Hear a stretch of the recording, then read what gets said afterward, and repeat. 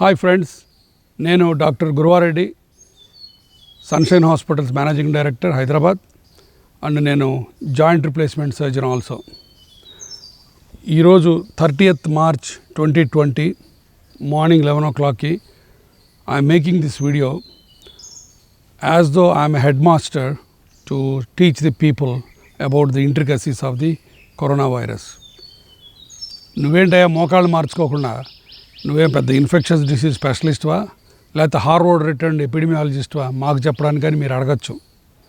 కాకపోతే నేను గత వారం 10 రోజుల నుంచి ఈ లాక్డౌన్ మొదలెచ్చిన దగ్గర నుంచి మెడికల్ కాలేజీలో చదవనంతగా టెక్స్ట్ బుక్స్ డిఫరెంట్ సోర్సెస్ చదివి జల్లెడ బట్టి ఈ సారాంశాన్ని అంతా మీ దగ్గరికి తీసుకొస్తున్నాను. నా బాధ్యతగా నేను ఒక 20-30 గంటలు చదివి ఈ సోర్సుల ద్వారా, ఇవన్నీ కూడా standard sources. Doctor Anthony Fauci is the director of infections disease centre in America, is the White House adviser. Number 2 BMJ best practices అంటే ఇంగ్లాండ్ యూకే నుంచి BMJ బ్రిటిష్ మెడికల్ జర్నల్ అని మోస్ట్ స్టాండర్డ్ జర్నల్, ఇవాళ నిన్న publish అయింది ఇది. దీని నుంచి తర్వాత థామస్ పియో అని ఫేమస్ స్టాటిస్టిషియన్, తర్వాత డాక్టర్ సూన్ షియాంగ్ అని కాలిఫోర్నియా డిసీజెస్ సెంటర్ ప్రెసిడెంట్, తర్వాత మన ICMR Indian council of medical research, తర్వాత CDC అంటే centre for disease control China. ఈ యుద్ధ సమయంలో మనకి భయం ఆందోళన కంటే మనకు అవగాహన, మనం అర్థం చేసుకోగల శక్తి ఉండటం మంచిది. ఆ అవగాహన కోసమే ఈ ప్రయత్నం. చాలామంది చాలా రకాల ప్రశ్నలు అడుగుతారు. వాళ్ళు ఎంతవరకు ఏం ప్రశ్న అడుగుతారని చెప్పడానికి మా సన్ని ఒక లేమ్యాన్ రిప్రజెంటేటివ్ కింద తీసుకొచ్చాను ఇక్కడికి. సో తను ప్రశ్నలు అడుగుతుంటాడు. తనతో పాటు నా స్నేహితులు, సొసైటీలో అత్యున్నత స్థానాల్లో ఉన్నవాళ్ళు, మీరు చూడగానే గుర్తుపట్టేవాళ్ళు కొంతమంది ఈ వీడియోలో ప్రశ్నలు అడుగుతారు. వారందరికీ నేను మీ తరఫున థ్యాంక్స్ చెప్పుకుంటున్నాను. ఫస్ట్ క్వశ్చన్ ఇస్, ఈ వైరస్ అంటే ఏంటి? Virus is not a living organism. అది ఒక లోపల ఒక జస్ట్ జెనెటిక్ మెటీరియల్ ఉంటుంది. దాని చుట్టూ ఒక ఎన్వలప్ ఉంటుంది, ఒక ఫ్యాట్ ఎన్వలప్, లైపిడ్ ఎన్వలప్, అంతే దాని కథ. నెక్స్ట్ క్వశ్చన్ ఏంటంటే, ఇప్పుడు కరోనా వైరస్ వచ్చింది, అందరికీ టెన్షన్ వచ్చేసింది ఈ కరోనా వైరస్ వల్ల, పాండమిక్ అంటున్నారు. సో ఇలాంటి డేంజరస్ వైరస్ ఎప్పుడైనా హిస్టరీలో వచ్చిందా మనకి? చాలాసార్లు వచ్చినాయి. తర్వాత ఈ పాండమిక్ అంటే అర్థం ఏంటంటే, మామూలుగా ఒక రీజియన్లో వచ్చి ఎక్కువ మందిని ఆ రీజియన్లో బాధ పెడితే దాన్ని ఎండమిక్ అంటారు. ఇదే కాంటినెంట్స్ దాటిపోయి ప్రపంచం అంతా డిఫరెంట్ కాంటినెంట్స్ కానీ చేరితే దాన్ని పాండమిక్ అంటారు. స్మాల్ పాక్స్ మహమ్మారి, తర్వాత ట్యూబర్క్లోసిస్, తర్వాత ప్లేగు, TB, తర్వాత ప్లేగు, తర్వాత స్పానిష్ ఫ్లూ, మొన్నటికి మొన్న H1N1 ఫ్లూ 2009లో, తర్వాత HIV AIDS 1981లో. ఇవన్నీ పాండమిక్స్ అంటారు. ఈ కరోనా వైరస్ కథ ఏంటి, మనుషుల్లోకి ఎట్లా వచ్చింది? ఇవాళ మనం మాట్లాడుకునే కరోనా వైరస్ పేరు అసలు యాక్చువల్గా SARS-CoV-2 కరోనా వైరస్ 2 దాని పేరు. అది పెట్టే రోగం, మనం భయపడే రోగం, దాని పేరు COVID-19 అంటే కరోనా వైరస్ డిసీజ్ 19. తర్వాత అసలు యాక్చువల్గా ఈ కరోనా వైరస్ రెస్పిరేటరీ వైరస్లు చాలా ఉన్నాయి అంతకుముందు మన దగ్గర. Influenza, mumps, measles, rubella. ఇప్పుడు కొత్త పుకార్ ఒకటి వచ్చింది. ఈ కరోనా వైరస్ ఎప్పటి నుంచో ఉంది. కరోనా అన్నది ఒక ఫ్యామిలీ. ఈ కరోనా వైరస్లు 4 వైరస్లు ముఖ్యంగా ఈ హ్యూమన్ బీయింగ్స్కి ఎఫెక్ట్ చేసినాయి. మేజర్ ఇంపార్టెంట్ వచ్చి SARS, severe acute respiratory syndrome అని ఒక వైరస్ వచ్చింది. ఇది 2003లో, అది కూడా గ్వాండాంగ్ అని చైనాలో ఒక ఊరు. ఇప్పుడు ప్రస్తుతం వైరస్ దీంతో బోల్డ్ అన్ని సిమిలారిటీస్ ఉన్నాయి, అందుకనే దీని పేరు SARS-CoV-2 అని పెట్టారు. రెండో important virus middle east respiratory syndrome అంటారు దీన్ని. ఇది మిడిల్ ఈస్ట్, సౌదీ అరేబియా నుంచి వచ్చింది. ఇది కరోనా వైరస్ అన్నది కరోనా ఫ్యామిలీ ఎప్పటి నుంచో ఉంది. మన కామన్ కోల్డ్ తయారు చేసింది కూడా ఇదే. కాకపోతే ఈ COVID-19 అనేది ఇప్పుడు వచ్చింది, కాబట్టి ఆ పుకార్లు నమ్మద్దు. వైరస్లు వైల్డ్ యానిమల్స్లో, బర్డ్స్లోనే ఉంటాయి. 1919లో స్వైన్ ఫ్లూ వచ్చింది, H1N1 అని. అది ఎక్కడి నుంచి వచ్చిందో తెలియదు, బట్ పిగ్ వల్ల వచ్చిందని ఒక ఇది. తర్వాత 1920లో HIV AIDS, అది కాంగో నుంచి వచ్చింది, అండ్ క్యారియర్ హోస్ట్ వచ్చి మంకీ, చింపాంజీ అండ్ మంకీ. 1976లో సూడాన్లో ఇబోలా వైరస్ వచ్చింది, అది కూడా మళ్ళీ మంకీ, కోతి ద్వారా వచ్చింది. 1997లో బర్డ్ ఫ్లూ హాంకాంగ్ నుంచి వచ్చింది, దానికి హోస్ట్ వచ్చి వాటర్ ఫౌల్ అంటే అదొక బర్డ్. 2002లో SARS అంటే సివియర్ అక్యూట్ రెస్పిరేటరీ సిండ్రోమ్, ఇది చైనాలో గ్వాండాంగ్లో అన్న ఊళ్ళో వచ్చింది. అండ్ దీనికి క్యాట్ పిల్లి దీనికి హోస్ట్ కింద లెక్క. తర్వాత 2012లో middle east respiratory syndrome Saudi అరేబియాలో వచ్చింది. అండ్ క్యామెల్ ఒంటె దానికి హోస్ట్. ఇప్పుడు చైనా నుంచి కరోనా వైరస్ మళ్ళీ వుహాన్ అన్న ప్లేస్ నుంచి వచ్చింది. బ్యాట్స్ ప్రైమరీ హోస్ట్ అనుకుంటున్నారు, ఇంటర్మీడియట్ హోస్ట్ అని ఉంటుంది. దాని పేరు ప్యాంగోలిన్. ప్రపంచం మొత్తంలో కల్లా మ్యాక్సిమం స్మగుల్ చేసే జంతువు ఈ ప్యాంగోలిన్. దీన్ని చైనాలో ఫుడ్ కింద ప్లస్ ట్రెడిషనల్ మెడిసిన్ కింద వాడతారు. కాబట్టి ఆ ఫుడ్ మార్కెట్లో, వెట్ మార్కెట్ అంటారు దాన్ని, ఆ ఫుడ్ మార్కెట్లో ఈ యానిమల్స్ ఉన్నాయి. అక్కడి నుంచి ఈ వుహాన్లో ఈ వైరస్ బ్రేక్ అయిందని చెప్పి ఒక వదంతి. గమ్మత్తు ఏంటంటే 2009లో కంటేజియన్ అని ఒక సినిమా వచ్చింది, మీకు యూట్యూబ్లో దొరుకుతుంది అది. ఆ సినిమాలో ఒక సీన్ చూపిస్తాను మీకు నేను, ఎగ్జాక్ట్గా ఎలా ట్రాన్స్మిట్ అయిందో దాంట్లో ఉంది.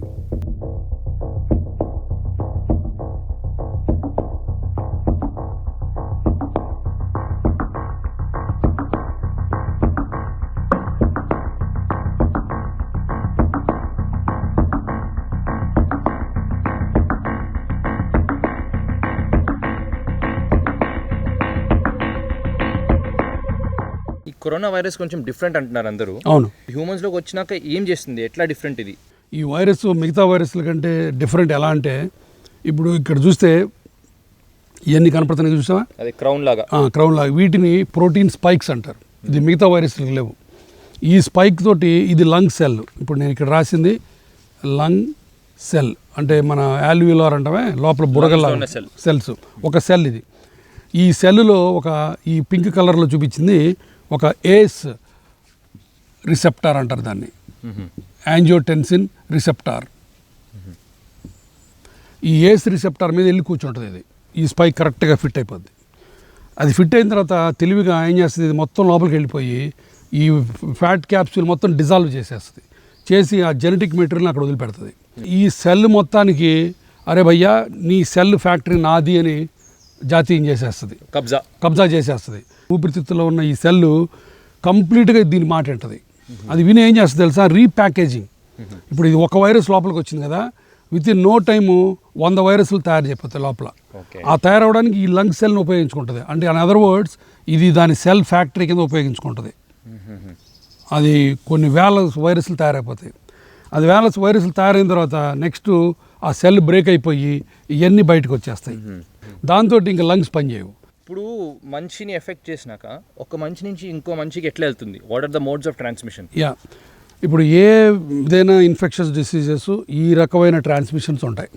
ఒకటి డ్రాప్లెట్స్, రెండోది ఏరోసాలు, మూడోది ఏరోసాల్ అంటే ఎయిర్ బాండ్, తర్వాత డైరెక్ట్ కాంటాక్టు, ఇండైరెక్ట్ కాంటాక్టు అంటే fomites, faeco oral and mother and child. నేను ఎక్స్ప్లెయిన్ చేసి చెప్తాను. డ్రాప్లెట్స్ అంటే దగ్గినప్పుడు, తుమ్మినప్పుడు, మాట్లాడినప్పుడు మన నోట్లోంచి వైరస్లు వచ్చి చేయటం డైరెక్ట్గా. ఈ డ్రాప్లెట్స్ అన్నది మోర్ దాన్ 0.5 మైక్రో ఇవి ఉంటాయి బరువు. ఇది మ్యాక్సిమం 1 మీటర్ కంటే ఎక్కువ ఉండదు. 1 మీటర్ అంటే 3-4 ఫీట్. ఇది ఈ కోవిడ్కి ఇది చాలా ఫస్ట్ 80% దీనివల్ల. రెండోది ఏరోసాల్ అంటే ఎయిర్ బాండ్. అంటే ఇది చిన్నవి, ఇంకా బాగా చిన్న పార్టికల్స్, బరువు తక్కువ ఉంటాయి కాబట్టి గాలిలో ఎక్కువ దూరం వెళ్తాయి. కాబట్టి ఇది పెద్ద మేజర్ కాదు. ఇది ట్యూబర్క్లోసిస్. తర్వాత డైరెక్ట్ కాంటాక్ట్ అంటే ఇప్పుడు HIV ఎయిడ్స్లో సెక్స్ ద్వారా, తర్వాత బ్లడ్ ప్రొడక్ట్స్ ద్వారా, వాటి వల్ల వచ్చేదాన్ని డైరెక్ట్ కాంటాక్ట్ అంటారు. అది దీంట్లో లేదు. ఇండైరెక్ట్ కాంటాక్ట్ ఇంకోటి ఇంపార్టెంట్ దీనికి, అంటే ఫోమైట్స్ అంటే ఇనానిమేట్ ఆబ్జెక్ట్స్. నాకుంది, నాకు ఇస్తే దాన్ని నాకు వస్తుంది, దీనివల్ల వస్తుంది. అందుకనే చేతులు కడుక్కోవడం అని చెప్పేది. అది నెక్స్ట్ ఫీకో ఓరల్ అంటే టాయిలెట్ సరిగ్గా క్లీన్ అయిపోతే అక్కడి నుంచి మళ్ళీ వచ్చి గోడలో ఇరుక్కొని నోట్లోకి వెళ్ళేది ఫీకో ఓరల్ అంటారు. మదర్ అండ్ చైల్డ్ అంటే తల్లి గర్భంలోంచి చైల్డ్కి ఫీటల్ ట్రాన్స్ఫర్ అంటారు. అది కూడా లేదు ఇక్కడ. సో మెయిన్ వచ్చి డ్రాప్లెట్స్, ఇండైరెక్ట్ కాంటాక్ట్, ఈ రెండే. అందుకనే డ్రాప్లెట్స్కి ఏమో సోషల్ డిస్టెన్స్ అన్నాం, అంటే దూరంగా నిల్చోవటం. ఇండైరెక్ట్ కాంటాక్ట్కి ఏమో చేతులు కడుక్కోవడం. ఈ రెండే మనకు ట్రీట్మెంట్లు. మన క్రికెట్ లెజెండ్ వివిఎస్ లక్ష్మణ్ గారి దగ్గర నుంచి ఒక చిన్న క్వశ్చన్ వచ్చింది. So I'll just play it. Corona virus symptoms ఏంటి డాక్టర్ గారు? తర్వాత ఈ సిమ్టమ్స్ ఉన్న వాళ్ళు ఎక్కడ టెస్ట్ చేసుకోవచ్చు? ఇంకా ట్రీట్మెంట్ ఏంటి డాక్టర్ గారు? లక్ష్మణ్, మంచి క్వశ్చన్స్ అడిగావు. నీ ప్రశ్నలన్నిటికీ నువ్వు చేసే స్టైలిష్ కవర్ డ్రైవ్ టైప్లో ఆన్సర్స్ చెప్తా నేను. అన్నిటికంటే ఫస్ట్ సిమ్టమ్ వచ్చి ఇంపార్టెంట్ సిమ్టము ఫీవర్ కానీ 100 degrees కంటే ఎక్కువ ఉంటే డెఫినెట్గా అది చాలా అనుమానించాల్సిన విషయం. రెండోది డ్రై కాఫ్ అంటే పొడి దగ్గు. మామూలుగా చాలామంది అడుగుతున్నారు ఇన్ఫ్లుయెంజా లేకపోతే తుమ్ములు లేకపోతే చీమిడి ముక్కు కారటం కళ్ళె రావటం అంటారు. అవన్నీ వేరు, అంటే జనరల్గా డ్రై కఫ్ ఇది. మూడోది అన్నిటికంటే ఇంపార్టెంటు బ్రెత్లెస్నెస్ అంటే ఆయాసం రావటం. ఈ ఆయాసం అనేది మామూలు జలుబులు రాదు, ఎంత జలుబు వచ్చినా ఆయాసం రాదు. Loss of smell and taste, ఈ రెండు ఉన్నాయి. ఎస్పీ బాలు గారు ఒక మెసేజ్ పంపించారు అబౌట్ ఈ డ్రై థ్రోట్ అండ్ ఇరిటేషన్, గొంతు గరగర. దాని నుంచి ఒక క్వశ్చన్ ఉంది, ఓకే ప్లే చేస్తాను. ఓకే. మిత్రులు గురువారెడ్డి గారు నమస్కారం, ఎలా ఉన్నారు మీరు? పండంటి కాపురానికి 12 సూత్రాలలాగా మొన్న కరోనా వైరస్ గురించి 12 సూత్రాలు వాటితో పెట్టిన వీడియో చూశాను. చాలా చాలా బాగుంది, చాలామందికి అర్థమయ్యే రీతిలో ప్రాక్టికల్గా చేసి చూపించారు. ఇంకా చేయవలసింది చాలా ఉంది. నా అనుమానం ఒకటి ఉంది, ఆ ప్రశ్న మీకు వేస్తాను. ఇప్పుడు ఈ కరోనా వచ్చినప్పుడు గొంతు గరగరలాడడం, గొంతు నొప్పి అంటున్నారు కదా, అది మామూలుగా మాకు గాయకులకు అసలు భగవంతుడు ఇచ్చిన వరం. దీని ద్వారానే మీ అందరి హృదయాల్లో మేము చోటు చేసుకుంటున్నాం. అది వచ్చినప్పుడల్లా అంతకుముందు ఏదో ఉప్పు నీళ్ళు కాస్త ఇది చేయడం జరుగుతూ ఉంటుంది. కానీ ఇది కరోనాకు సంబంధించినప్పుడు వచ్చింది ఏమిటి అని తెలియట్లే. ఎందుకంటే మా గాయకుల గాయనీమణుల కుటుంబంలో అందరూ కూడా ఏదైనా ఇబ్బంది వచ్చినప్పుడు నన్నే అడుగుతుంటారు. మొన్న కూడా ఒకరిద్దరు పొద్దున్న లేవగానే జలుబు వచ్చేస్తోంది సార్, గొంతుకు గరగరలాడుతోంది, ఇప్పుడున్న పరిస్థితుల్లో భయం వేస్తోంది అంటారు. దీనికి ఏదన్నా, ఎందుకంటే ముందు భయం పోగొట్టడం చాలా ముఖ్యం. మీలాంటి వారు చెప్తే ధైర్యం బాగా వస్తుంది అందరికి కూడా. దీనికి కాస్త బదులు చెప్తారా ప్లీజ్? బాలు గారు, మీ అద్భుతమైన గొంతులో అద్భుతమైన క్వశ్చన్ అడిగారు. అన్ని గొంతు గరగరలు కరోనాలు కావు, భయపడద్దు మీరు. దేవుడు మీ అందరినీ మా కోసం పుట్టించాడు. మీరందరూ ఇంకా కొన్ని సంవత్సరాల పాటు మమ్మల్ని అందరినీ పాటలతో అలరారించాలి. మెయిన్ ఇంపార్టెంట్ పాయింట్ ఏంటంటే ఏదైనా సరే వీటిలో ఒకటి గొంతు గరగరతో పాటు తగ్గకుండా 2-3 రోజులు ఉన్నా లేకపోతే పెరుగుతూ ఉన్నా సరే అప్పుడు డాక్టర్ని సంప్రదించాలి. చాలామంది ప్రశ్నిస్తున్నారు. మొన్న హెల్ప్ లైన్ పెడితే 3 రోజుల్లో 10,000 మంది ఆన్సర్లు చేసాము. మాకు దగ్గు వచ్చింది, జలుబు వచ్చింది, మేము ఎప్పుడు బయట వెళ్ళాలి, ఏ టెస్ట్ చేయించుకోవాలి, ఎప్పుడు చేయించుకోవాలి, ఎవరిని కలవాలని. మీకు ఇప్పుడు ఒక లిస్టు చూపిస్తున్నాను, సెల్ఫ్ స్కోరింగ్ లిస్టు. దీంట్లో చూసుకోండి మీరు. 2 విషయాలు. ఒకటి, ముందు నుంచి ఒక జ్వరం కానీ దగ్గు కానీ ఆయాసం కానీ ఉండి 2 రోజుల తర్వాత ఎవ్రీడే పెరుగుతూ ఉంటే డాక్టర్ని చూడాలి. లేకపోతే 4 రోజులు ఒకే రకంగా ఉండి తగ్గకపోతే డాక్టర్ని చూడాలి. అంతే. తగ్గుతూ ఉంటే డాక్టర్ని చూడాల్సిన పనే లేదు. మీకు మీరే స్కోర్ చేసుకోవచ్చు ఈ పాయింట్స్ అన్నీ. టెంపరేచర్ 100 degrees దాటితే మటుకు ఖచ్చితంగా కలవండి. ఇప్పుడు ఈ స్లైడ్ చూస్తే 30% అసలు ఏమి సిమ్టమ్స్ ఉండవు. వీళ్ళు ఒక వారం 10 రోజుల్లో మంచిగా అయిపోతారు. ఆ తర్వాత ఇమ్యూనిటీ వస్తుంది, ఇంకా ప్రాబ్లం లేదు. ఇంకొక 55%లో మైల్డ్ సిమ్టమ్స్, అంటే ఒక కొంచెం వచ్చి కొంచెం తలనొప్పి, కొంచెం దగ్గు వచ్చి వాళ్ళు కూడా 10 రోజుల్లో సెట్ అయిపోతారు. మిగతా టైంలో ఇమ్యూనిటీ వచ్చేస్తుంది. అంటే దాని అర్థం 85% ప్రజలకి అసలు ఈ వైరస్ గురించి ఏ రకమైన ఇబ్బంది ఉండదు. ఒక 10% కొంత ముందు ఒక వారం రోజులు సిమ్టమ్స్ ఉండవు, అంటే ఇంట్లో ఉన్నప్పుడు. ఆ తర్వాత వస్తాయి. ఆ తర్వాత వచ్చినప్పుడు కొంచెం ఎక్కువ అవుతాయి. ఇందాక మనం అనుకున్నట్టు తగ్గకుండా 3 రోజులు జ్వరం ఉండి దగ్గు ఎక్కువ అవుతుంటే వాళ్ళు ఏమంటే హాస్పిటలైజ్కి రావాలి. వాళ్ళు ఒక 10 రోజుల్లో హాస్పిటల్లో సెట్ అయిపోతారు. 17-20 రోజులకి ఇంటికి వెళ్ళిపోతారు. చివరిలో ఇంకొక 100 మందిలో 5 మందికే, ఈ 5 మందిలో మొదట్లో సిమ్టమ్స్ ఉండవు, తర్వాత బాగా ఎక్కువ అవుతాయి. వాళ్ళు హాస్పిటల్లో అడ్మిట్ అయిన తర్వాత వాళ్ళని ఐసీయూలోకి తీసుకెళ్ళి వెంటిలేటర్ పెట్టాల్సి వస్తుంది. అది 100లో 5 మందికే. ఈ 5 మందిలో కూడా ఒక 2-3 బయటపడతారు, ఒక 2 డెత్ సంభవిస్తుంది. కాబట్టి 85 to 90% ఆఫ్ ద పీపుల్, ఈ వైరస్ అనుమానించిన వాళ్ళైనా సరే, లేకపోతే ఇంట్లో సెల్ఫ్ క్వారంటైన్ చేసుకున్న వాళ్ళైనా సరే, హాస్పిటల్కి వచ్చిన వాళ్ళైనా సరే 100కి 95 మంది బయటపడతారు. ఇంక కాబట్టి అసలు భయపడద్దు. మేము మిమ్మల్ని భయపడమని చెప్పట్లా. ఓన్లీ థింగ్ ఏంటంటే మీరు బయటికి వెళ్ళి వేరే వాళ్ళకి అంటించొద్దని చెప్పడానికి ఇదంతా. ఇప్పుడు next we have a super star has a question. మన రానా గారు, he has cent a question. Doctor, thank you for doing this talk. 2 questions అండి. 1, does this coronavirus affect everybody equally? అంటే అందరినీ ఒకేలాగా ఇబ్బంది పెడుతుందా? రానా, నువ్వు అడిగినట్టు ఈ అందరు మనుషులు ఒకే రకంగా కాదు. కొంతమంది వల్నరబుల్ గ్రూప్స్ ఉన్నారు, అంటే ఎక్కువ జాగ్రత్తగా ఉండాల్సిన వాళ్ళు. డయాబెటీస్ పేషెంట్స్ వాళ్ళు, ప్రెగ్నెంట్ ఉమెన్, తర్వాత గుండె జబ్బులు ఉన్నవాళ్ళు, transplants, renal transplant, liver transplant అయిన వాళ్ళు, తర్వాత స్టీరాయిడ్స్ మీద ఉన్నవాళ్ళు, అంటే ఇమ్యూనో సప్రెసెంట్ డ్రగ్స్ అంటారు వాటిని, వీళ్ళందరూ కూడా కొంచెం ఎక్స్ట్రా ప్రికాషన్స్ తీసుకోవాలి. ఇప్పుడు లెక్కల ప్రకారం అయితే వీళ్ళు కనీసం 12 వారాలు అంటే 3 నెలల పాటు చాలా జాగ్రత్తగా ఉండాలి. ఇప్పుడు ఈ 5 గ్రూప్స్ చెప్పావు, diabetes, pregnant, transplant, heart and steroids. కానీ ఒక చిన్న పిల్ల చాలా మంచి క్వశ్చన్ అడిగింది. డాక్టర్ గురి తాత, కరోనా వైరస్ పిల్లలకి వస్తుందా, రాకుండా ఏం చేయాలి? అయితే ఇది అదృష్టం కొద్దీ ఈ వైరస్ మహమ్మారి ఇంత మటుకు పిల్లల్ని ఎక్కువ ఇబ్బంది పెట్టలేదు. నీలాంటి మంచి పిల్లల్ని అసలు ఇబ్బంది పెట్టదు. పిల్లలు కూడా బయటికి వెళ్ళి ఆడుకోవటం, మారం చేయకూడదు. ఈ వారం 15 రోజులు ఇంట్లోనే ఉండండి. శుభ్రంగా ఎవ్రీ 2 గంటలకు ఒకసారి చేతులు కడుక్కోండి. ఫెంటాస్టిక్. ఇప్పుడు రానా గారిది ఇంకో సెకండ్ క్వశ్చన్ ఉంది, ప్లే చేస్తున్నాను.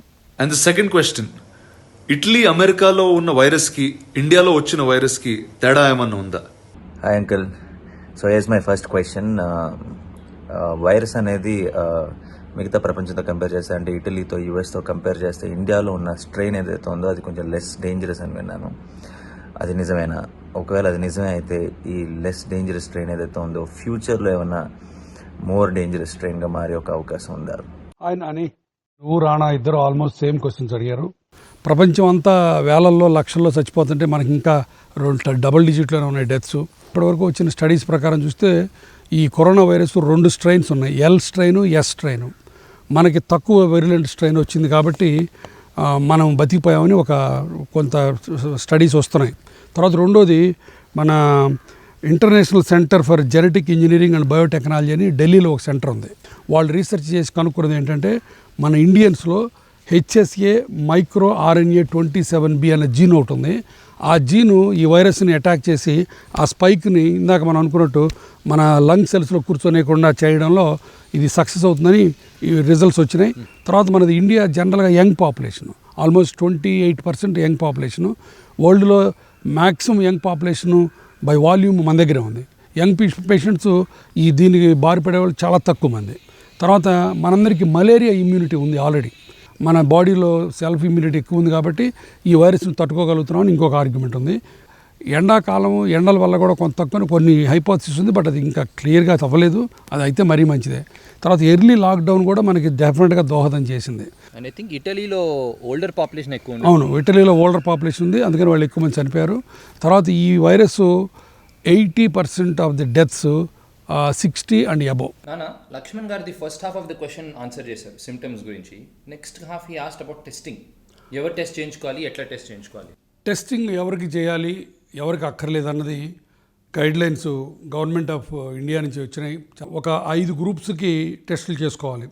ఫస్ట్ ఆల్ సిమ్టమాటిక్ పీపుల్, అంటే ఈ బాధలు ఉండి దగ్గు, జ్వరం, ఆయాసం ఉండి వాళ్ళు ఇంటర్నేషనల్ ట్రావెల్ చేసి వచ్చుంటే ఇన్ ద లాస్ట్ 14 రోజుల్లో 3 వారాల్లో ఇంటర్నేషనల్ ట్రావెల్ చేసి వచ్చి దగ్గు, ఆయాసం, జ్వరం ఉంటే ఖచ్చితంగా వెళ్ళాలి. వాళ్ళు ఒక గ్రూపు.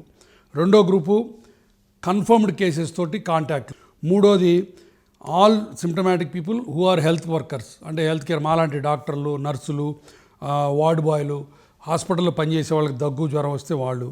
కాబట్టి దయచేసి నేను అందరికీ చెప్పేది ఏంటంటే ప్రతి వాళ్ళు వెళ్ళి లైన్లో నుంచుకొని టెస్టులు చేయించుకోవాల్సిన అవసరం లేదు. సో డాడ్, ఇప్పుడు వరకు క్వశ్చన్స్ అన్ని వీడియో ద్వారా వచ్చాయి. ఇప్పుడు ఇంట్లో నుంచి ఒక క్వశ్చన్ ఉంది. We have Harsha, your daughter in law. She has a question. Hi. So my question in general is about women. What are the risks of women who are pregnant currently and maybe the people who are breastfeeding? The second question is, will the virus pass on from a mother to a child at the time of breastfeeding? ఒకటి, గర్భిణీ స్త్రీలు తీసుకోవాల్సిన జాగ్రత్తలు. వాళ్ళు వీలున్నంత వరకు ఐసోలేషన్లో and self క్వారంటైన్లో, అంటే తానంతా తామే రూమ్లో ఉండటం మంచిది. అన్లెస్ ఏమన్నా ఎమర్జెన్సీస్ ఉండి ఇబ్బందులు ఏమైనా ఉంటే తప్ప గర్భిణీ స్త్రీలు హాస్పిటల్కి రావాల్సిన పని లేదు, రావద్దు కూడా. ఇప్పుడే డెలివరీ చేసిన అమ్మలకి బ్రెస్ట్ ఫీడింగ్లో ఏ రకమైన ఇబ్బంది లేదు. మీరు బ్రెస్ట్ ఫీడింగ్ శుభ్రంగా ఇవ్వచ్చు, బట్ జాగ్రత్తలు, చేతులు కడుక్కోవటం, సోషల్ డిస్టెన్సింగ్ మటుకు అందరిలాగా మీకు వర్తిస్తుంది. మీరు ఇంకొంచెం ఎక్కువ జాగ్రత్తగా ఉండాలి, అంతే. ఈ లాక్డౌన్లో ఆడవాళ్ళందరూ చాలా కష్టాలు పడుతున్నారు నాకు తెలుసు. ఎందుకంటే మొగుళ్ళు అందరూ ఇంట్లో ఉండి గంటకోసారి కాఫీలు, టీలు అడగటం అన్నీ చేస్తుంటారు. కాబట్టి ఆడవారందరికీ నా విన్నపం ఏంటంటే ఈ లాక్డౌన్ అన్ని రోజులు మీరు జాగ్రత్తగా డోంట్ టచ్,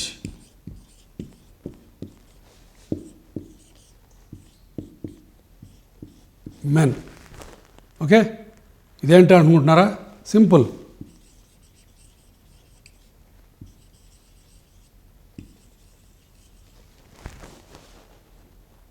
ఇప్పుడు సీఎం గారు ఈస్ టాకింగ్ అబౌట్ థర్డ్ స్టేజ్కి వచ్చాము అని చెప్తున్నారు. ఈ వైరస్ స్ప్రెడ్కి స్టేజెస్ ఏంటి? ఏ పాండమిక్ అయినా సరే ముఖ్యంగా 4 స్టేజ్లు ఉంటుంది. ఫస్ట్ది ఇంపోర్టెడ్, అక్కడి నుంచి ఇక్కడ ఇంకా రాలేదు, దాన్ని ఫస్ట్ స్టేజ్ అంటారు.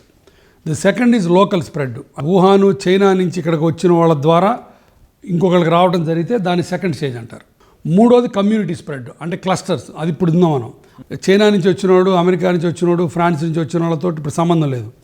నా దగ్గర నుంచి నీకు వచ్చింది అనుకో, మనందరం కమ్యూనిటీలో మెంబర్స్, అది కమ్యూనిటీ స్ప్రెడ్. ఇది మోస్ట్ డేంజరస్. బాంబేలో ఒక ధారావి స్లమ్లో వచ్చిందంటే 1 గంటలో 1,00,000 మందికి పైన ఎఫెక్ట్ అయ్యే అవకాశం ఉంది ఇది.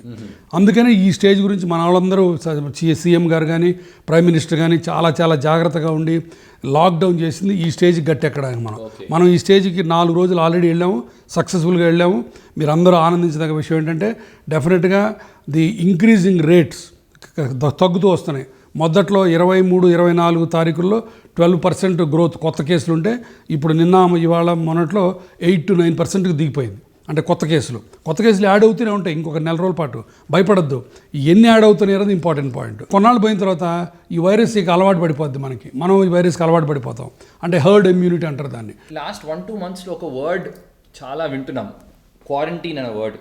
సో అది ఏంటి? యాక్చువల్లీ మన badminton star Sindhu garu, she has sent a message about quarantine.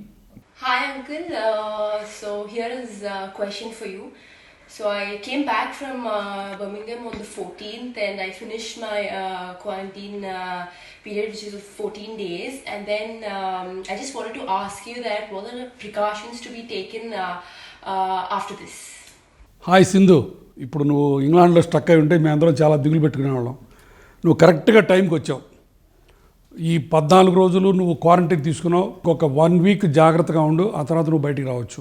ఈ క్వారంటైను అసలు ఈ 14 రోజుల సంగతి ఏమిటో చాలామందికి ప్రశ్నలు ఉన్నాయి, వాటి సమాధానాలు ఇప్పుడు నేను చెప్తాను. నేను ఇప్పుడు ఇవాళ ఎక్స్పోజ్ అయ్యామనుకో, యూజువల్గా 5 రోజుల లోపల నీకు దగ్గు, జ్వరము, ఆయాసం రావాలి. అది రాకపోతే నువ్వు పర్లేదు. తర్వాత 98% ఆఫ్ ద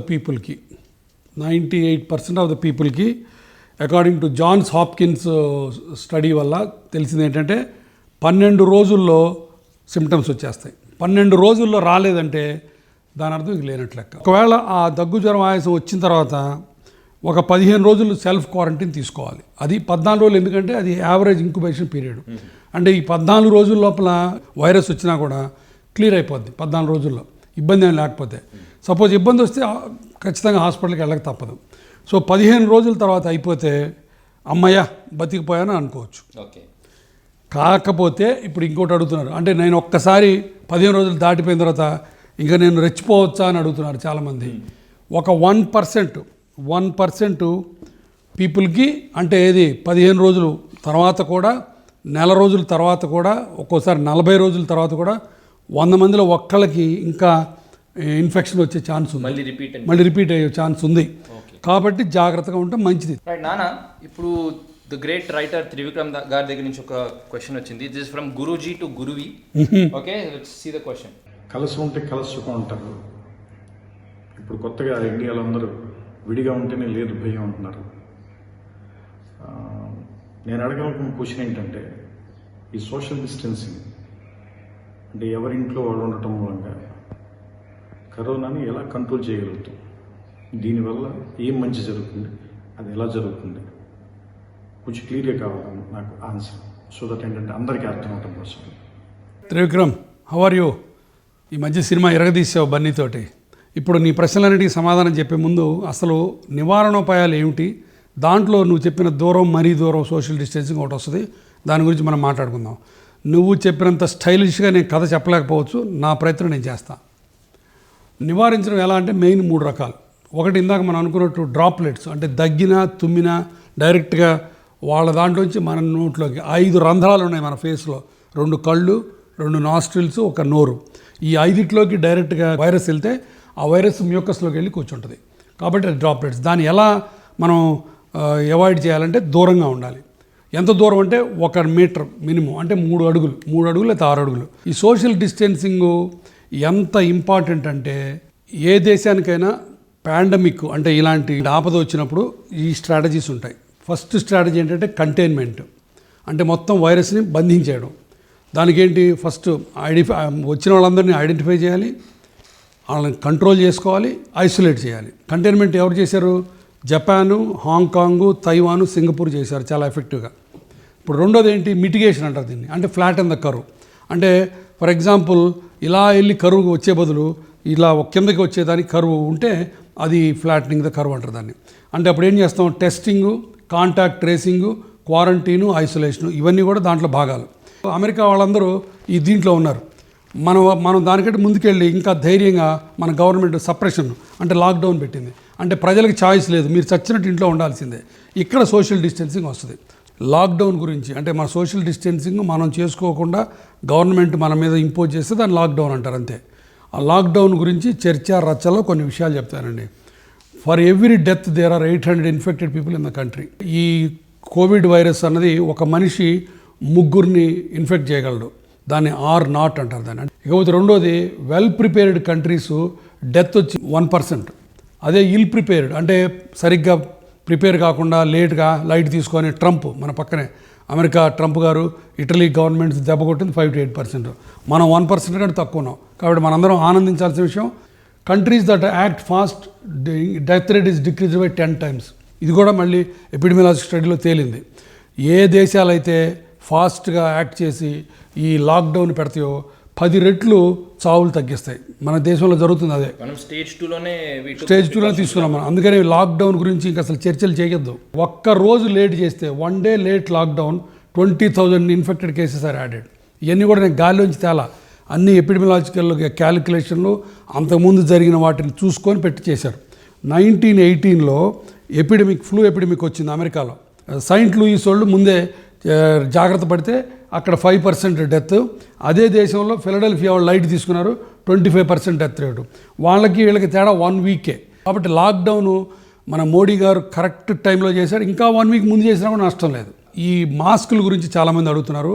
మాస్కులు అందరూ వేసుకోవాల్సిన పని లేదు, కాకపోతే ప్రస్తుతం 3rd స్టేజ్లో అందరూ వేసుకుంటే తప్పు కూడా లేదు. మనకు దగ్గుంటే మటుకు ఖచ్చితంగా మాస్క్ వేసుకోవాలి, ఎందుకంటే మన దగ్గు వేరే వాళ్ళ మీద వెళ్ళి పడకుండా మినిమం సాంఘిక బాధ్యత అది. రెండోది కాంటాక్ట్ అంటే ఇప్పుడు షేక్ హ్యాండ్, మనం ఎప్పటి నుంచో షేక్ హ్యాండ్లు ఇచ్చుకునే వాళ్ళం కదా. ఇప్పుడు మన కీరవాణి చెప్పినట్టు షేక్ హ్యాండ్ లేకుండా నమస్తే, ఎవ్రీ 2 గంటలకి చేతులు కడుక్కోండి సోప్ తోటి. తర్వాత మూడోది ఫోమైట్స్ అంటే ఇనానిమేట్ ఆబ్జెక్ట్స్, అంటే సెల్ ఫోను, ట్యాబ్లెట్స్, బల్లలు, డోర్ నాబ్స్, లిఫ్ట్ బటన్స్, ఇవన్నీ కూడా మీరు తాకబోయే ప్రతి దాన్ని ముందు కాస్త శానిటైజర్ పెట్టి చేసుకోండి. సోషల్ డిస్టెన్సింగ్, లాక్డౌన్ అవన్నీ చెప్పా బాగానే ఉంది, కానీ ఇప్పుడు we humans we are all social animals కదా. We have to keep meeting each other. So మన మైండ్ మీద కూడా కొంచెం ఎఫెక్ట్ పడుతుంది home all the time interaction. ఇప్పుడు నంద్యాల రాజమౌళి దగ్గర కూడా ఒక సిమిలర్ డౌట్ ఉంది, ప్లే చేస్తున్నాను. 2 డౌట్లు గురివా. ద ఫస్ట్ వన్ ఈజ్, ఇప్పుడు చాలామంది లాక్డౌన్లో చాలామంది అపార్ట్మెంట్స్లోనూ ఇళ్లలోనూ ఒక్కళ్ళో ఇద్దరు ఉండిపోయారు, లైక్ వర్కింగ్ ప్రొఫెషనల్స్ కానీ యంగ్ కపుల్స్ కానీ, పర్టికులర్లీ సిటీస్లో ఆర్ పిల్లలు అబ్రాడ్లోనో ఎక్కడికి వెళ్ళినప్పుడు వాళ్ళ పేరెంట్స్ కానీ జస్ట్ 1 or 2 people మాత్రమే అపార్ట్మెంట్స్లోనూ హౌసెస్లోనూ ఉండిపోయినప్పుడు how should they spend their time? అంటే ఒకళ్ళిద్దరు ఉంటే ఇట్ ఈస్ ఈ సోషల్ డిస్టెన్సింగ్ ఈ టైంలో, లాక్డౌన్ టైంలో చాలా ఇబ్బందిగా ఉంటుంది కదా. సో వాళ్ళు దాన్ని ఎలాగా ఎదుర్కోవాలి, దాని నుంచి ఎలా బయటపడాలి? ఆయనంది నువ్వు అడిగింది చాలా కరెక్ట్ క్వశ్చన్ అడిగావు. ఎందుకంటే సోషల్ డిస్టెన్సింగు, సెల్ఫ్ క్వారంటైను, లాక్డౌను ఇవన్నీ కూడా ఒక మెడికల్ పాయింట్ ఆఫ్ వ్యూలో, స్ట్రాటజిక్ పాయింట్ ఆఫ్ వ్యూలో ఇంపార్టెంట్. బట్ ఇమోషనల్ పాయింట్లో తీసుకోలేదు అవి. చాలామంది సఫర్ అవుతున్నారు, బట్ సఫరింగ్ తప్పదు. ఇప్పుడు ఒక్కళ్ళు ఇద్దరు ఉన్నా సరే బోల్డ్ అన్ని పనులు చేసుకోవచ్చు, కానీ వాళ్ళు ఒక్కళ్ళే ఇద్దరే ఉన్నారు, పక్క దాంట్లోకి అపార్ట్మెంట్లోకి వెళ్దాము, వాళ్ళతో కూర్చొని మాట్లాడదాం అన్నది మటుకు స్టార్ట్ చేయొద్దు ఇప్పుడు మటుకు. ఎందుకంటే అది ఒకరితో ఇద్దరితో నలుగురితో 10తో పేకాటతో కిట్టి పార్టీలాగా తయారవుతుంది. అది వద్దు. ఇప్పుడు ప్రస్తుతానికి అట్లా చేయకూడదు. It beats the purpose. పాలు లేకపోయినా ఓకే, పండు లేకపోయినా ఓకే, ఇంటర్నెట్ ఉంటే చాలు దేవుడు అనుకుంటారు అందరూ. కరెక్ట్. అది ఇంటర్నెట్, ఫోన్స్ ఉంటే చాలు, world is in front of you. తర్వాత రెండోది డీక్లటర్. నీకు గత 100 రోజుల్లో నువ్వు వాడని వస్తువు ఏదైనా ఉంటే అది పారేయచ్చు అని. అట్లాంటి నాకు ఇప్పుడు 10 ఏళ్ల నుంచి వాడని వస్తువులు కూడా ఉన్నాయి, అవన్నీ తీసి పారేస్తున్నా. మీరు కూడా అంతే చేయండి ఎవరైనా సరే, డీక్లటర్. తర్వాత ఫోటో ఆల్బమ్స్ బోల్డ్ అన్ని వేల ఫొటోస్ ఉంటాయి, అవన్నీ అటు ఇటు పడి ఉంటాయి. చక్కగా కూర్చొని అవన్నీ ఒక లైన్లో పెట్టుకుంటే పాత స్మృతిలోకి జారిపోవచ్చు, చక్కటి అనుభూతుల్ని మళ్ళీ నెమరు వేసుకోవచ్చు. తర్వాత న్యూ హాబీ ఒకటి డెవలప్ చేసుకుంటే మంచిది. న్యూ హాబీలు కూడా ఇప్పుడు ఎవరిని బయటికి వెళ్ళక్కర్లా, యూట్యూబ్లోకి వెళ్ళి కొడితే మీకు ఏది కావాలంటే ఒక స్టాంప్ కలెక్షనా, మ్యూజిక్కా, కరయోకియా, గార్డెనింగా, ఫోటోగ్రఫీయా, దానికి ఒక గ్రూప్స్, దానికి ఒక హౌ టు డూ ఇట్ అన్నీ అక్కడే ఉంటాయి. కుకింగ్, ఫ్యూచర్ ప్లాన్స్, మొత్తం నెక్స్ట్ 10 ఏళ్లలో ఏం చేయాలని మొత్తం రాసేసుకుందాం.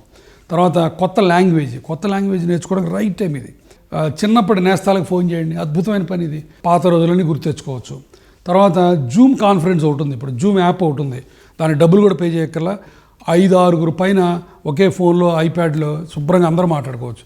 houseparty.com అని ఇంకోటి ఉంది, 10 మంది మనకు తెలిసిన వాళ్ళతోటి గేమ్స్ ఆడుకోవచ్చు. ఆ రకరకాల గేమ్స్ ఇంట్లో ఉండి ఒక చోట ఆడుకున్నట్టే ఆడుకోవచ్చు. సో ఇన్ని పనులు ఉన్నాయి, ఈ కాక ఇంకా 100 పనులు చేసుకోవచ్చు. అసలు ఇలాంటి 15 రోజులు ఇంట్లో ఉండటం అన్నది నేనైతే దేవుడు నాకు ఇచ్చిన వరం కింద భావిస్తున్నా ప్రస్తుతానికి. కొంతమందికి ఓకే అంటే చాలా పెద్ద ఫ్యామిలీ ఉన్నప్పుడు, లేదంటే పెద్ద స్పేస్ ఉన్నప్పుడు ఇంట్లో వాళ్ళందరికీ ఓకే. కానీ కొంతమంది ఒక్క రూమ్లో ఉంటుంటారు, మిగతా వాళ్ళు చాలామంది, అండ్ వాళ్ళకి మాట్లాడటానికి కానీ ఇంటరాక్ట్ అవ్వడానికి కానీ ఒక్క మనిషి ఉండరు, అండ్ చేయడానికి కూడా ఏమి యాక్టివిటీ కూడా ఉండదు. అలాంటప్పుడు మెంటల్ హెల్త్ అనేది చాలా ఇంపార్టెంట్ ఇష్యూ అవుతుంది. సో దాని గురించి తీసుకోవాల్సిన జాగ్రత్తలు ఏంటి, లేదంటే దానికి సంబంధించిన అవగాహన గురించి మీరు ఒకసారి చెప్తే బెటర్ అనుకుంటున్నాను. డిప్రెషన్లోకి వెళ్ళొద్దు, దయచేసి దండం పెడతాను. ఏమన్నా అలాంటి సిమ్టమ్స్ వస్తే ఇమీడియట్గా ఫోన్ చేసి డాక్టర్ని సంప్రదించండి. బోల్డ్ సైకియాట్రిస్ట్ ఉన్నారు. ఇకపోతే మ్యూజిక్ ఉంది, పుస్తకాలు ఉన్నాయి. పుస్తకాలు కూడా కొనుక్కోకర్లా. తెలుగు thesis.com ఇది కానీ కొట్టామంటే దాంట్లో 100 పుస్తకాలు, పాత రోజుల పుస్తకాల నుంచి అన్ని పుస్తకాలు దొరుకుతాయి. మోస్ట్ ఇంపార్టెంట్ మూవీస్ మర్చిపోయాను. సినిమాల సంగతి చెప్పే పని లేదు, అందుకని ఇంటర్నెట్ అని చెప్పే కదా. నెట్ఫ్లిక్స్ ఉంది, అమెజాన్ ప్రైమ్ ఉంది, సోనీ ఉంది, G5లో అమృతం ఉంది. ఇప్పుడు అద్భుతమైన కామెడీ మళ్ళీ వచ్చింది. ఎక్కువ హ్యూమర్ సీరియల్స్ చూడండి, మరీ భారీ సీరియల్స్ కాకుండా మంచి సరదాగా ఉండే సీరియల్స్ చూడండి, మజా వస్తాయి. I think it's a good opportunity to spend time. చాలామంది జోకులు వేస్తున్నారు, భార్యాభర్త పక్కన ఉంటే మరీ కొట్టుకుంటున్నారు, డివోర్స్ లాగా వెళ్ళిపోతున్నారని. ఒక 4 రోజులు పక్కన ఉంటేనే కొట్టుకునే వాళ్ళైతే నిజంగానే డివోర్సులు తీసుకోండి, మాకు అభ్యంతరం ఏం లేదు. కానీ ఎంత మంచి అవకాశం, చక్కగా మాట్లాడుకొని భార్యకి ఇష్టం వచ్చిన పని నువ్వు చేసి నువ్వు 4 మార్కులు సంపాదించుకోవచ్చు, నీకు ఇష్టం వచ్చిన పని మీ ఆవిడ చేసి 4 మార్కులు సంపాదించుకోవచ్చు. ఇవి తరతరాలు, సంవత్సరాల తరబడి గుర్తుండిపోతాయి. So enjoy. We spoke about symptoms గురించి, టెస్టింగ్ గురించి మాట్లాడాం. మెయిన్ థింగ్ ఏంటి? ట్రీట్మెంట్. దీనికి ఏమైనా ట్రీట్మెంట్ ఉందా? ఏం ట్రీట్మెంట్స్ ఉన్నాయి దీనికి? ట్రీట్మెంట్ అంటే 2 రకాలు. ఏ ట్రీట్మెంట్ అయినా సరే, ప్రొఫిలాక్టిక్ అండ్ సిమ్టమాటిక్. అంటే ప్రొఫిలాక్టిక్ అంటే రాకుండా నియంత్రణ చేసేది, అది ఇంత మటుకు లేదు. క్లోరోక్విన్, అజిత్రోమైసిన్ గురించి చాలామంది సందేహాలు, ప్రశ్నలు చేస్తున్నారు. క్లోరోక్విన్ కొంతవరకు పనిచేస్తుందని చెప్తున్నారు, బట్ ప్రతి వాళ్ళు క్లోరోక్విన్ తీసుకోవాల్సిన అవసరం లేదు, తీసుకోకూడదు కూడా. క్లోరోక్విన్ ఎవరికి తీసుకోవాలంటే, ఫస్ట్ COVID-19 తోటి సఫర్ అయ్యి ఉన్న పేషెంట్లని ట్రీట్మెంట్ ఇచ్చే డాక్టర్లు, COVID-19తో రికవర్ అయ్యి ఇంట్లో పెట్టుకొని ఉంటే వాళ్ళ రిలేటివ్స్, వీళ్ళిద్దరి మటుకే క్లోరోక్విన్ తీసుకోవచ్చు. క్లోజ్ కాంటాక్ట్లు అంటే ఇంటెన్సివ్ కేర్ నర్సులు, ఇంటెన్సివ్ కేర్ డాక్టర్లు, సస్పెక్టెడ్ పేషెంట్స్, కన్ఫర్మ్డ్ పేషెంట్స్తో పనిచేసే హెల్త్ వర్కర్స్ తీసుకోవచ్చు. ఈ వ్యాక్సిన్ కథ ఏంటి, అసలు వస్తుందా లేదా, ఎన్నాళ్ళకి వస్తుంది అని చెప్పడానికి నేనేంటి చెప్పేది. మా పక్కింటి ఆయన పద్మభూషణ్ అవార్డు పెద్ద ఆయన వరప్రసాద్ రెడ్డి గారు ఉన్నారు, ఆయన మాటల్లోనే తెలుసుకుందాం. తప్పకుండా వ్యాక్సిన్ అనేది వస్తుంది, కానీ మీరు కొంత త్వరగా రాదు. ఎందుకంటే దానికి ఒక సుదీర్ఘమైన ప్రక్రియ ఉంది. దాని ప్రకారం ఫస్ట్ అసలు ఆ వైరస్ని గుర్తించాలి. ఆ గుర్తించిన వైరస్ సంబంధించిన DNA లేదా RNA, దాని లోపల ఉన్నటువంటి ఆ DNAని, RNAని ఎక్స్ట్రాక్ట్ చేయాలి. చేసి ఒక ప్లాస్మిడ్లో పెట్టాలి.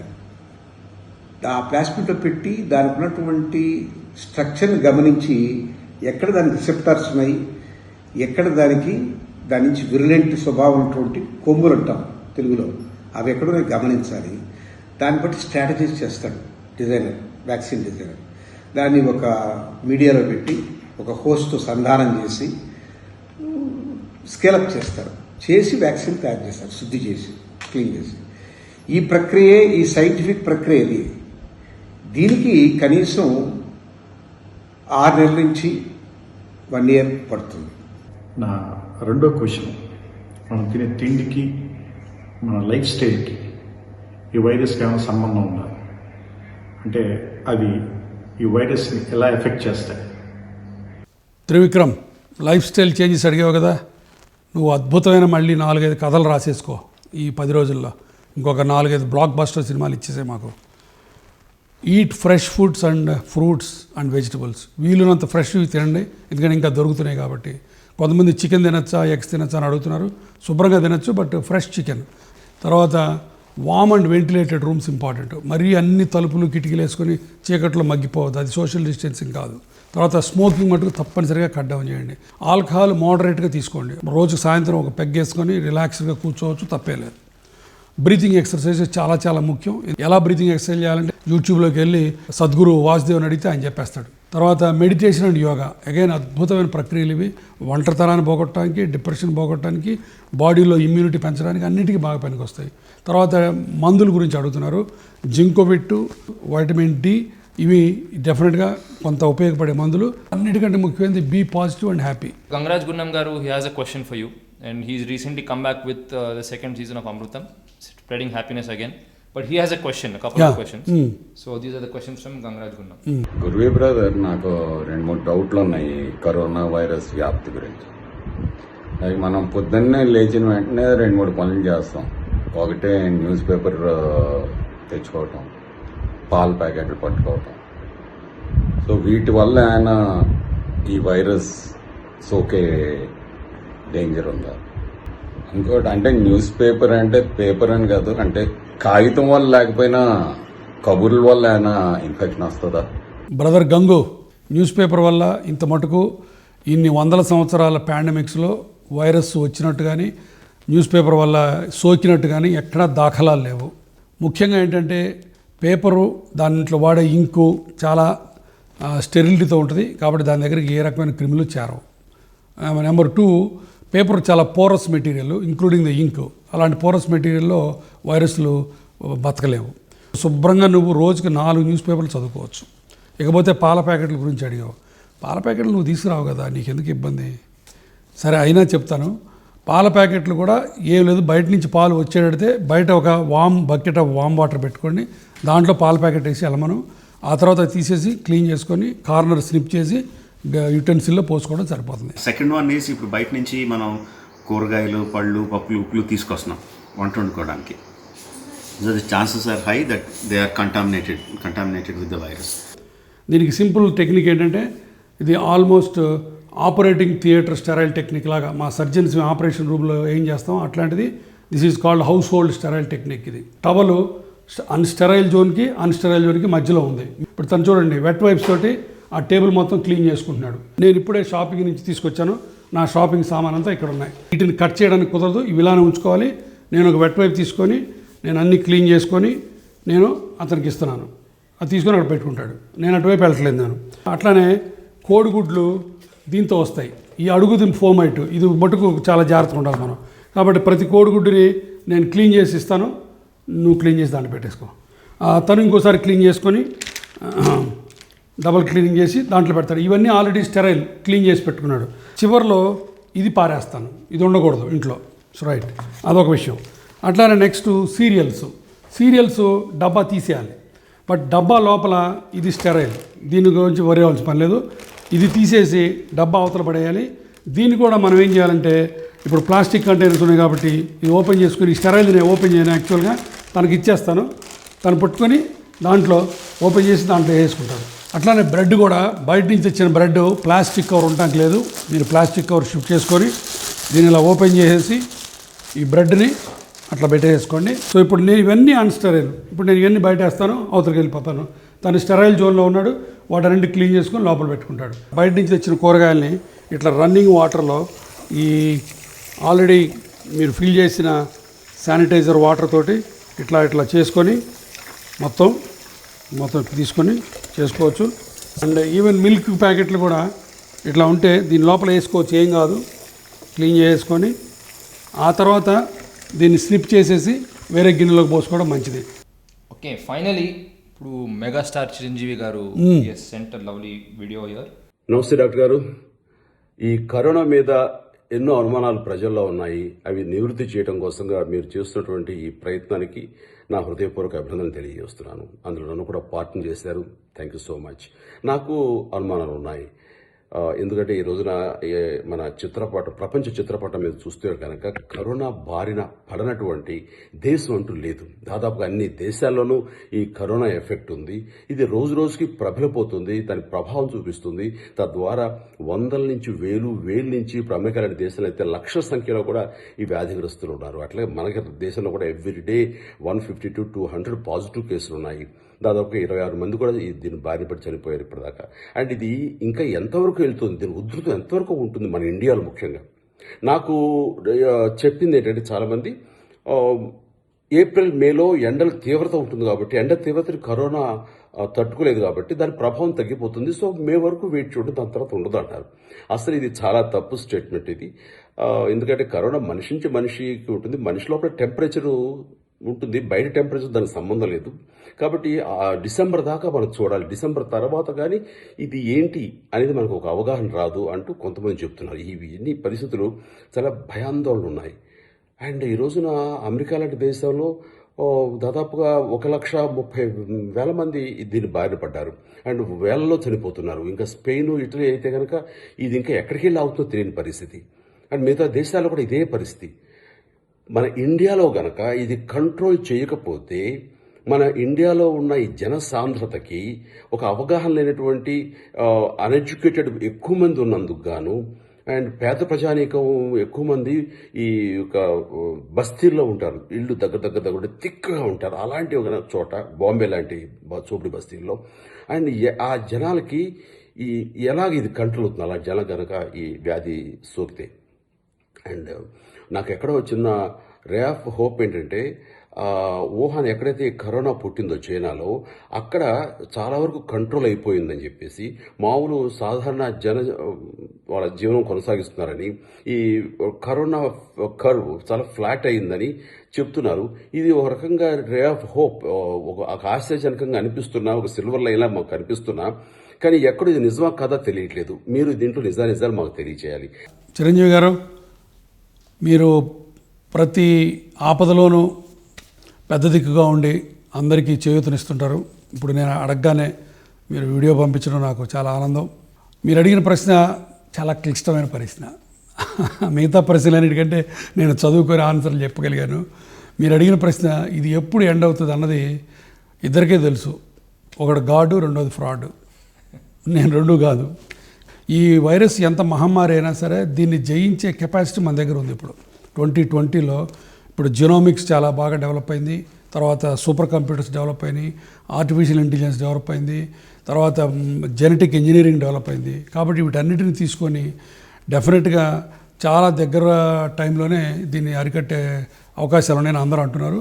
కానీ రియలిస్టిక్గా చూస్తే మటుకు కనీసం ఈ రోజు నుంచి మీ సినిమా భాషలో చెప్పాలంటే శతదినోత్సవం, ఒక 100 రోజులకి కానీ ఇది ఒక కొలిక్కి వచ్చేట్టు లేదు. గ్లోబల్గా ఇండియాలో 1 నెల 2 నెలలు అయిపోవచ్చు. So let us hope for the best. తప్పకుండా మనందరం కలిసి ఈ వైరస్ని యుద్ధం చేద్దాం.